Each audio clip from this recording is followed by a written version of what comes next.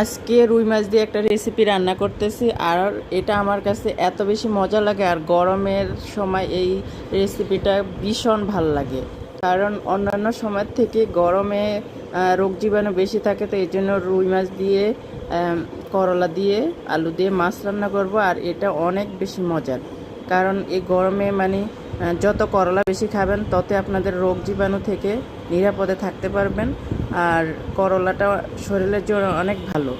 এই গরমে আপনারা অবশ্যই করলা দিয়ে মাছ দিয়ে রান্না করে খাবেন, বা করলা ভাজি খাবেন, করলার ঝোল খাবেন, যেটা ভাল লাগে সেটাই খাবেন। আর এটা আমার কাছে অনেক বেশি মজা লাগে, অনেক বেশি। আপনারা অবশ্যই ট্রাই করতে পারেন বাসায় এরকম করলা দিয়ে আর আলু দিয়ে মাছ রান্না করবেন। যে কোনো মাছই রান্না করতে পারেন, কোনো অসুবিধা নেই।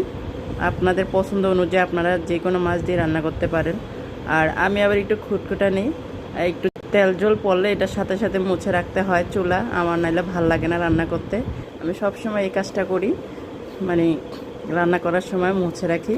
আর এই তো জিরাটা অ্যাড করে দিলাম। অলরেডি আমার তরকারিটা হয়ে যাচ্ছে। আর আমার পছন্দের এই তরকারিটা আপনারা অবশ্যই বাসায় ট্রাই করতে পারেন।